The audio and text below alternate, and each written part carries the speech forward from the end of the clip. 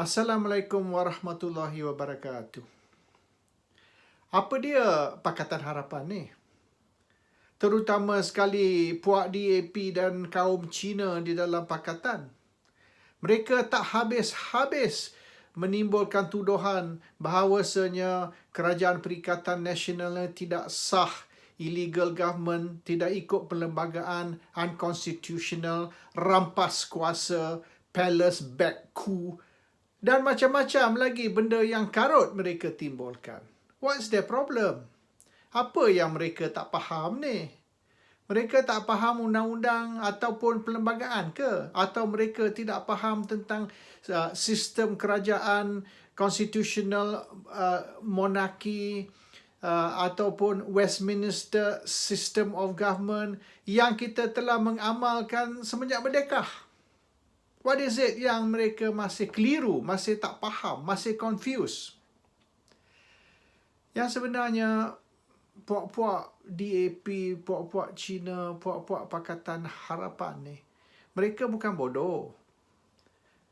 Ramai lawyer, engineer, doktor dan PhD, mereka semua ada otak, mereka semua faham. Mereka saja nak menimbulkan ragu-ragu, mereka saja nak menimbulkan tuduhan dan mengelirukan rakyat dan memperdayakan rakyat macam kononnya sudah berlaku rampas kuasa dan kerajaan yang ada ni kerajaan tidak sah. Apa problem mereka? What's their real problem? Problem mereka ialah macam ni. Tak kisah DAP, MCA ataupun parti gerakan. Nama je lain tiga parti Cina itu. Tetapi yang sebenarnya semua sama. DAP dan gerakan berpura-pura macam mereka ni parti berbilang kaum. Tetapi yang sebenar tak kisahlah DAP ke, MCA ke, gerakan ke, ketiga-tiga tu ialah parti Cina. Dan walaupun di luar nampak macam ini tiga parti yang berasingan, tiga parti yang bermusuh sama-sama sendiri, yang sebenarnya mereka bersehati dan bersejiwa. Dan mereka menyalak dengan sama nadah, satu nadah. Iaitu tiga-tiga parti ini menjaga dan memperjuangkan isu Cina, kepentingan Cina. Baik sekolah Cina, pendidikan Cina, melanggar syariah dan tidak setuju dengan dasar ekonomi baru ataupun artikel 153 di dalam perlembagaan iaitu kepentingan Melayu. Dan berbagai-bagai lagi isu yang berkaitan dengan Melayu Cina. Anything Chinese, they support. Anything Malay, they oppose.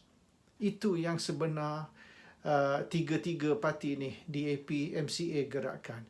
Mereka mementingkan dan memperjuangkan kepentingan Cina dan mereka menentang semua yang melibatkan Melayu, Islam, Raja-Raja Melayu dan sebagainya. Tengok bagaimana mereka menentang isu Menteri Besar Selangor. Sampai mereka kutuk PAS kerana PAS tidak setuju berlawan atau bergaduh dengan Duli Yang Maha Mulia Sultan Selangor. Apabila PAS ikut titah tuanku, patuh kepada arahan tuanku, maka Cina-Cina di dalam PKR, di dalam DAP marah sangat-sangat dengan PAS sebab mereka nak PAS ni memerontak melawan Sultan. So that's the issue. Isu dia Cina, Melayu. Yes to Chinese, no to Malay, Islam and anything related to Malay and Islam. Itu yang sebenarnya. Tapi setakat ni mereka tidaklah bersuara begitu lantang. Mereka menentang tapi secara halus. Ini kerana Melayu berpecah 5. Apabila 3 parti Cina ni bersatu, walaupun nampaknya di luar ni mereka berpecah, tapi pada hakikatnya mereka yang sebenarnya bersatu, satu suara, satu hati, satu jiwa. Dan dengan secara halus mereka memberi gambaran yang mereka ni berpecah tetapi mereka berlawan dengan satu strategi. Ada duduk dalam kerajaan, ada duduk di dalam pembangkang, ada duduk sebagai mereka claim lah mereka ni atas pagar ataupun mereka tidak berpihak mana-mana, iaitu gerakan. Yang sebenarnya tiga-tiga duduk dalam satu pasukan, same team, different name only. Tapi mereka boleh buat demikian oleh kerana secara halus mereka bersatu, oleh kerana Melayu berpecah 5. Dan apabila Melayu berpecah 5, mereka iaitu 3 parti Cina ni tidak perlu menentang Melayu, menentang Islam, menentang raja-raja Melayu secara terbuka. Sebab mereka boleh guna Melayu untuk lawan Melayu. Mereka boleh guna orang Islam untuk menentang Islam. Dan mereka boleh guna juga kerabat raja, iaitu tengku dan raja yang duduk di dalam pembangkang, yang menyokong pembangkang untuk melawan raja-raja Melayu. So, use the Malays to fight Malays, use the Muslims to fight Islam, use members of the royal family to fight the rulers and the monarchs. Jadi taklah nampak yang mereka ni, puak Cina di dalam DAP, MCA, gerakan, taklah nampak mereka ni menderhaka ataupun traitor. And mereka boleh dengan selamat memasuk jarum untuk suruh orang benci Melayu, benci Islam, benci raja-raja Melayu tanpa nampak tangan Cina di belakang. Maknanya baling batu tapi sorok tangan. Itu strategi mereka berpuluh-puluh tahun ini. Tetapi kebelakangan ini Melayu sudah bersatu. Mula-mula UMNO dengan PAS bersatu, kemudian Parti Peribumi Bersatu pun berkawan dengan UMNO dan PAS. Dari UMNO PAS jadi Muafakat Nasional, Muafakat Nasional dengan Parti Peribumi Bersatu menjadi Perikatan Nasional, dan Bumi Putra di Sabah Sarawak mengadakan gabungan mereka sendiri di Sabah dan di Sarawak, dan mereka tidak join dengan gabungan Parti Nasional ataupun Parti Semenanjung. Maka hari ini Malay Power sudah tidak ada lagi dengan pembangkang ataupun Pakatan Harapan. Ini yang sebenar yang menjadi isu kepada mereka. Selagi Melayu pecah 5 ataupun 4, maka puak-puak Cina di dalam DAP, MCA gerakan ni selamat. Mereka boleh guna Melayu lawan Melayu, Islam lawan Islam, anak raja lawan dengan raja-raja Melayu, dan tidak akan timbul isu. Tidak akan menjadi sensitif.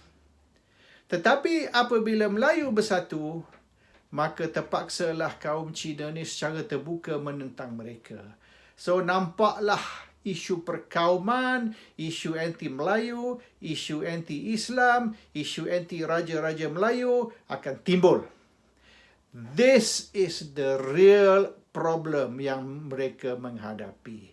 Oleh kerana itulah mereka ni sangat-sangat menentang satu gabungan Melayu, iaitu Perikatan Nasional, di mana 3 parti Melayu, PAS, UMNO dan Parti Peribumi hari ini sudah duduk di bawah satu payung. Jadi tak boleh dah mereka nak guna Melayu lawan Melayu, Islam lawan Islam, anak raja lawan dengan raja-raja Melayu. Terpaksa kalau mereka nak menentang, mereka kena menentang dari luar.